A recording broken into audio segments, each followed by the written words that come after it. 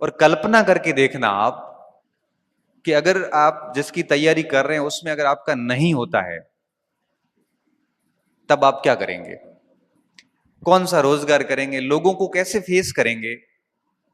लोग कहेंगे आपसे, घर वाले भी कहेंगे, आसपास का समाज भी कहेगा कि बीए किया, बीएड किया, एमए किया, खर्चे किए घर परिवार के, विभिन्न शहरों में रहा, फिर आके मजदूरी करनी थी, तो ये सब क्यों किया? क्या आप उस स्थिति के लिए तैयार है? आप सोचिए कि आप अभी अध्यापक के सपने देख रहे हैं और आप अपनी गलतियों से अगर बाहर होते हैं, तो उसके बाद क्या आपसे मजदूरी होगी? इतना अच्छा पढ़ लिखने के बाद में आप किसी भी दुकान पे या किसी खेती किसानी में मजदूरी में आप अपने आप को कभी भी स्वीकार नहीं कर पाओगे, कभी भी स्वीकार नहीं कर पाओगे। क्योंकि पढ़ाई नहीं की है तो दिक्कत नहीं, क्योंकि उसने माइंड सेट कर लिया कि मुझे मजदूरी करनी, बात खत्म।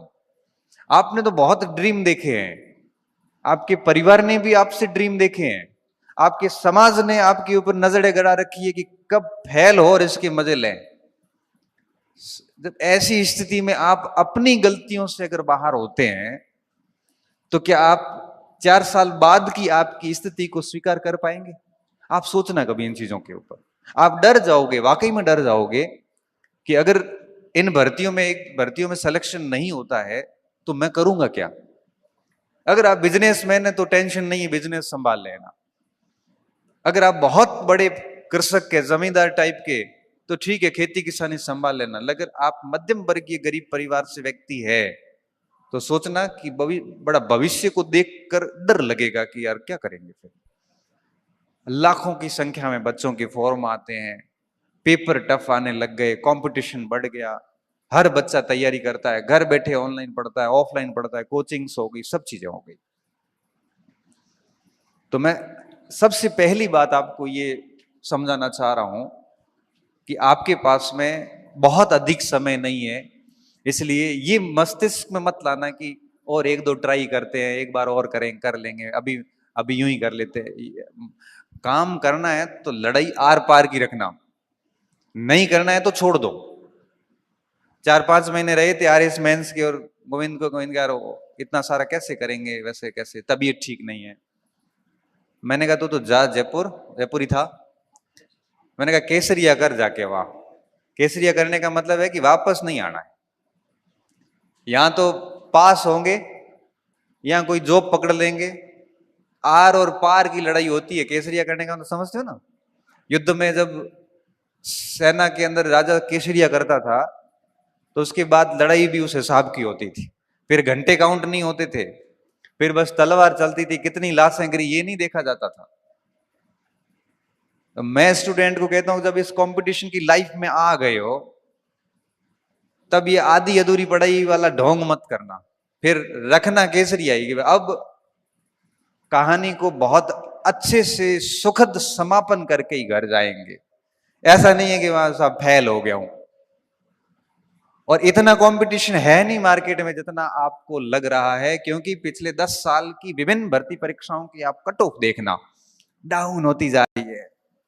70% से 55% भी आ गई। आर एस प्री देख लो, कॉलेज लेक्चर देख लो, क्योंकि नंबर ऑफ कैंडिडेट बढ़े हैं और नंबर ऑफ सीरियस कैंडिडेट घट गए हैं।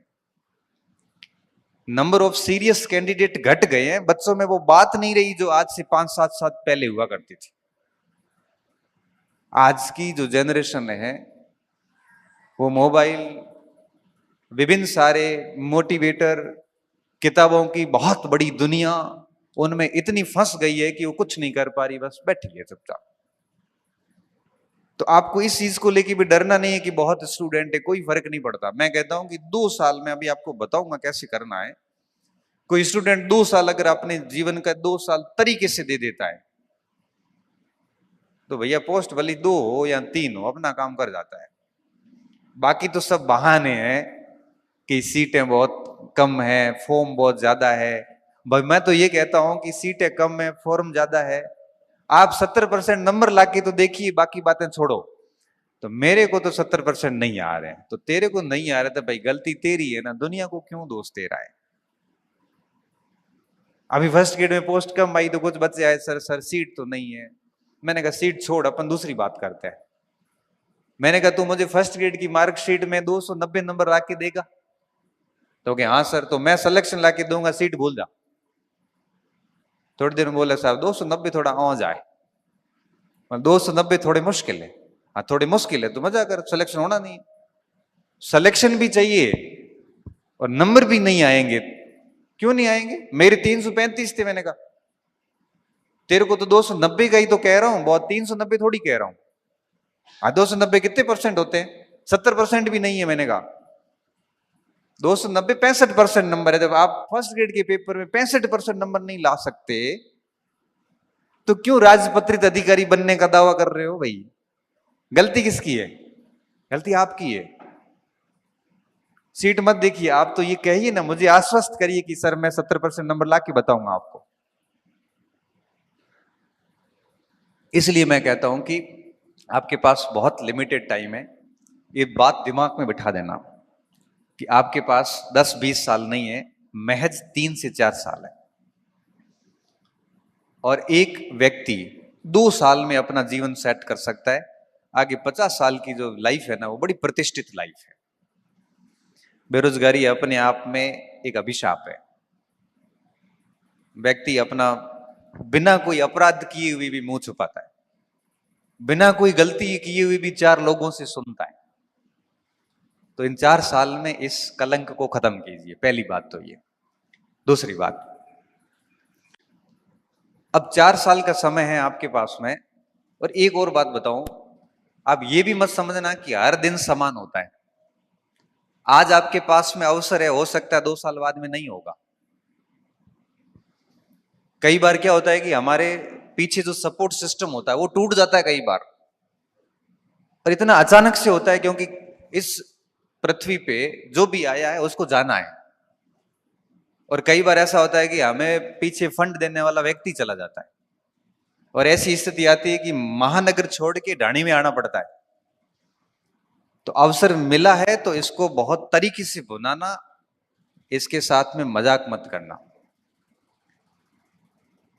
हर दिन को चैलेंज लेना कि आज का दिन कितना बढ़िया तरीके से काम किया। हर दिन सोते वक्त सोचना कि क्या मैं वो सब कर पा रहा हूं जो उम्मीदें लेके मैं शहर आया था। क्योंकि भटकाओ का दौर है। किताब बेचने वाला किताब बेच के भटकाएगा, गाइड बेचने वाला गाइड बेच के भटकाएगा, online course, offline course, coaching, ये सब अपना प्रचार करेंगे, टेस्ट सीरीज वाला अपना प्रचार करेंगे, सब अपना अपना करते। ये मार्केट है। समझदार किसको होना पड़ेगा? समझदार सिर्फ आपको होना पड़ेगा कि भटकना नहीं, अपने को लिमिटेड चुनना है कि ये करना है, बात खत्म। जो कि मैं इस खुद मार्केट में हूं, ऑनलाइन कोर्स मैं भी देता हूं, कोचिंग भी चलाता हूं, टेस्ट सीरीज भी है, लेकिन फिर भी बच्चों को कहता हूं कि लॉजिकल होइए, समझदार होकर डिसीजन लीजिए और काम कीजिए, तब जाके आप अपने समय का सदुपयोग कर पाओगे। अब जो मैं आपको कह रहा था ना कि भाई 2 वर्ष में कैसे कुछ किया जा सकता है, तो इस हेतु बहुत अधिक चुनौतियां नहीं है, सिर्फ 4-5 चीजें करनी होती है। सबसे पहली बात, सुबह से लेके रात जब आप सोते हो तब तक आपका पूरा शेड्यूल फिक्स होना चाहिए, किस समय क्या करना है। भाई मुझे सुबह, जैसे हम पढ़ते थे तो क्या था कि जैसे कई बार रात को नींद नहीं आ रही तो रात को बढ़िया पढ़ लिए, 2:30 बज गए, 3 बज गए, पढ़ लिए, पढ़ के थक गए, सो गए। सुबह थोड़ा लेट उठे, लेट उठने के बाद में फिर मुंह धोए, चाय वाय पी और फिर पढ़ना शुरू कर गए। भूख लगी, खाना पीना नाश्ता कुछ जो जुगाड़ हुआ किया, नींद आ रही थी, सो गए, उठे, फिर पढ़ने लग गए। शाम के समय थोड़ा स्टेडियम घूम के आए, वापस आए, फिर पढ़ने लग गए। जिंदगी में कोई फालतू समस्याएं पड़ी हुई नहीं, किसी भी प्रकार का कोई ऐसे एडिक्शन नहीं, नशे नहीं, कोई भी बहुत बड़ा ग्रुप नहीं। 5-6 लोग जीवन में पहले भी थे और बेरोजगारी में भी थे, आज भी वही लोग हमारे साथ हैं। रिश्ते नाते खत्म कर दिए, कोई किसी का नहीं है। सबसे पहले प्रहार करते हैं ये लोग फेल होने के बाद।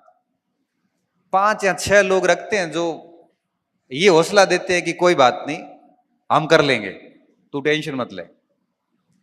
और ईश्वर की दया से मेरे जितने भी दोस्त से सारे सारे बढ़िया जगहों पे सारे अधिकारी है।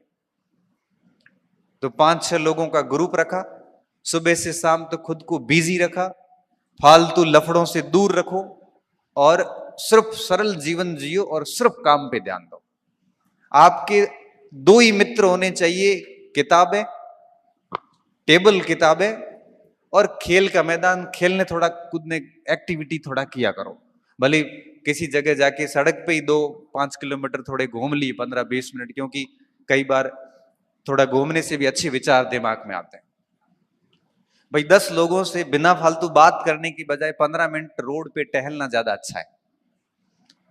आज की तारीख में मैं बताऊं, मेरा कोई सर्वे नहीं है, लेकिन 100 में से 90% लोग आपको भटकाने वाले और नेगेटिव टाइप के लोग हैं। आपने कह दिया ना कि मैं प्रोफेसर की तैयारी कर रहा हूं, तो सीधा यही कहेगा कि प्रोफेसर छोड़, 4th ग्रेड की भर्ती आई हुई। अरे भाई, टच कर गई ना बात। ये सबके साथ हुआ है। अरे 2 साल से हिस्ट्री पढ़ रहे हैं, तरीके से पढ़ रहे हैं, सर आपके नोट्स पढ़ लिए, 5-5 बार टेस्ट दिया है, अब सर डर लग रहा है। तो डर लगने के बाद वो अपने साथियों के पास जाता हो कि 52,000 ज्यादा बढ़िया है। कहाँ प्रोफेसर, कहाँ 4th ग्रेड, इतना गेट पे आया हुआ क्यों भाई रास्ता बदल रहा है? वो भी उसके कहने पे जो खुद संघर्ष कर रहा है। भाई अवशेष बच जाए, उससे पहले जो शेष है उसको विशेष करिए। बाद में अवशेष ही बचने, बाद में कुछ नहीं होना, अभी एनर्जी आप में। अरे बड़े प्रोफेसर की शानदार तैयारी चल रही थी उस समय, किसी ने दिमाग में बात डाल दी 4th ग्रेड, अब वो दिमाग में बैठा 4th ग्रेड। अगर आप इस तरह से अपने पास में ऐसे लोग रखेंगे तो निश्चित तौर पे वो आपको कभी अच्छी तैयारी करने नहीं देंगे। वो हमेशा फिर आप जैसे ही कुछ अच्छा करने की कोशिश करोगे पास में आके बैठ जाएगा, बहुत औंजो काम है, कंपटीशन बहुत टफ है। 20 जनों को तो मैं जानता हूं जो बहुत इंटेलिजेंट है, 19 ही पोस्ट है।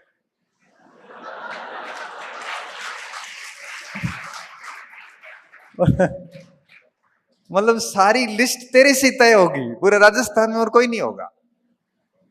और इतना झूठ व्यक्ति इतना कॉन्फिडेंस से बोलता है, आपको लगता है कि दुनिया में इससे सच्चा व्यक्ति कोई नहीं, बहुत गंभीर आदमी है, और आप उसके ऊपर जबरदस्त तरीके से भरोसा करते हैं और आप अपना डायरेक्शन चेंज कर देते हैं।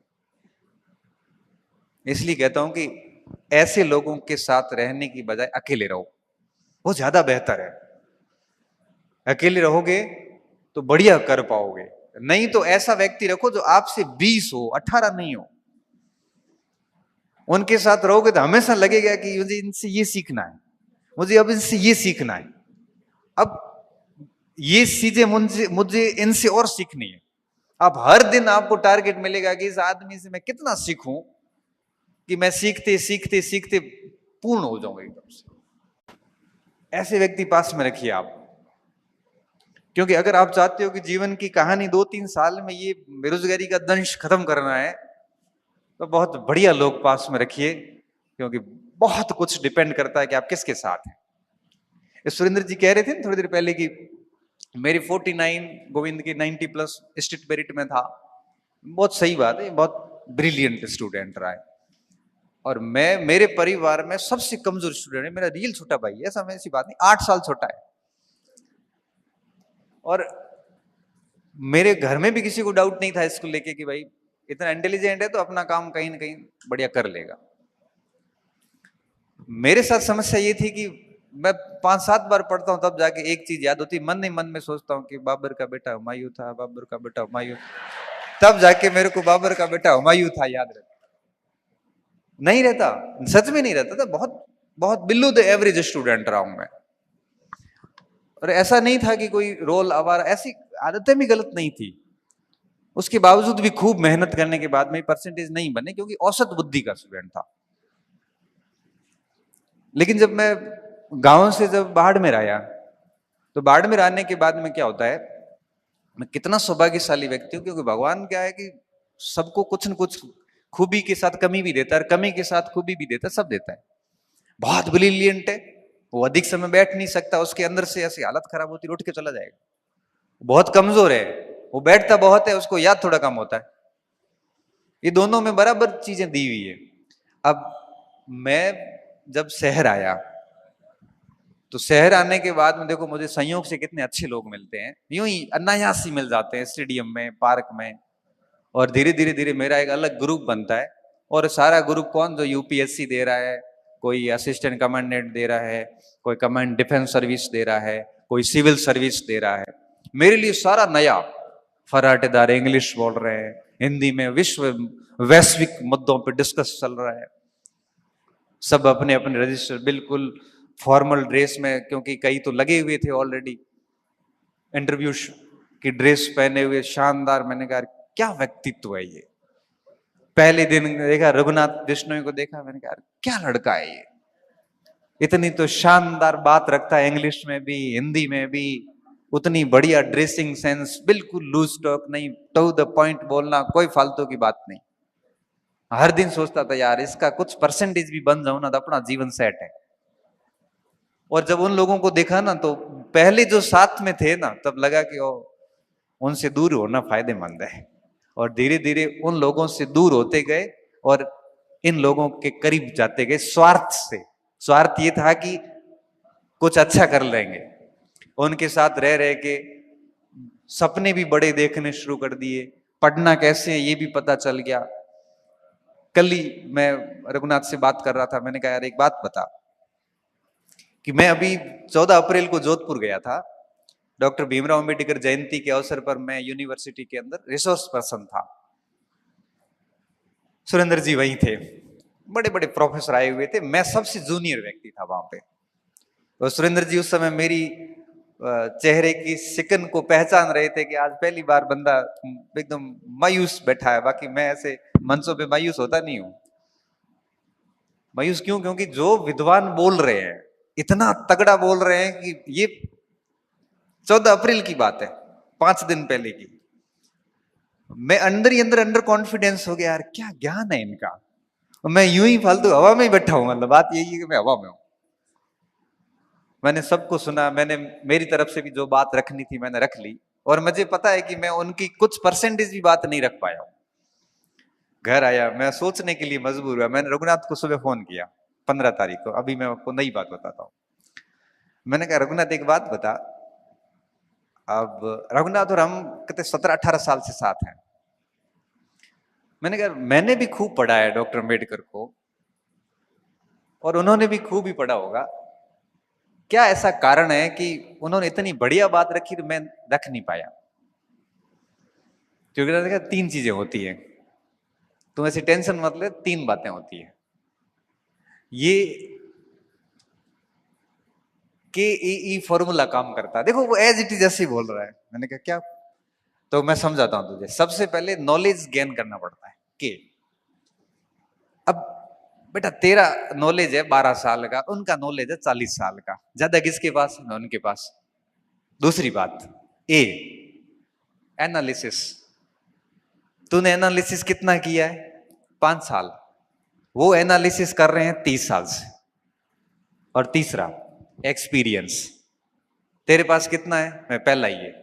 उनके पास 50 सेमिनार का होगा। नॉलेज, एनालिसिस एंड एक्सपीरियंस, तीनों में ही वो बेहतर है। और ये तीनों चीजें तेरे में आई तो भी शानदार बात रखेगा। और ऐसे मंचों पे मैं उनसे अधिक अच्छी बात रख सकता हूं। क्यों? क्योंकि इस फील्ड का नॉलेज भी मुझे अधिक है, इस फील्ड का एनालिसिस भी मेरा तगड़ा है, और एक्सपीरियंस भी उनसे अधिक है। उस समय जाके मेरे को थोड़ा ठीक लगा कि भाई मैं गलत नहीं हूं, अनुभव की कमी है, और समय के साथ मैं पढ़ता रहूंगा तो मैं भी उन विद्वानों की तरह अपनी बात रख सकता हूं। एक अच्छे दोस्त का होने का इतना फायदा मिलता है कि आप जिंदगी में किसी भी मोड़ पे उससे बात करके अपनी उलझनों को दूर कर सकते हो। अब आप सोच सकते हो कि आप मेरे बारे में ये सोचते होंगे कि बड़ी छवि बना रखी होगी सर ये वो, जबकि मैं खुद फंसता हूं तब मैं किसी से पूछता हूं कि यार वैसी स्थिति इसका क्या करना, कैसे, क्या मैं कमजोर हूं या मुझे और क्या करना चाहिए। तो कोई भी व्यक्ति पूर्ण नहीं होता। तो मैं कह रहा था आपको कि अपना अच्छा ग्रुप रखिए पास में। और अच्छा ग्रुप कब बनता है, जब आप अच्छे व्यक्ति के साथ में कोई मिलता है तो उससे जुड़ जाए और बुरे व्यक्ति को धीरे धीरे दूर करते हैं। देखते ही देखते आप बहुत अच्छा ग्रुप अपने आसपास पाओगे। तो पहली बात मैंने आपको ये बताई कि आप दिमाग में बैठा दीजिए कि आपके पास में बहुत कम समय है, 3-4 साल का ही। और दूसरी बात, अपने आसपास कौन सा गहरा है, आज ही इस पे मंथन करना शुरू कर देना। कोई कितना ही अच्छा दोस्त है लेकिन नेगेटिव टाइप का है, आपको वो उठा नहीं सकता, तो दूरी बनाना ही फायदेमंद है, क्योंकि एक समय बाद वो आपको नुकसान नहीं करेगा, फायदा तो नहीं पहुंचाएगा। क्योंकि जो पीछे है वो पीछे लाने की कोशिश करेगा और आगे है वो आगे ले जाने की कोशिश करेगा। तो ऐसा प्रयास कीजिए कि आपके आसपास लोग अच्छे हो।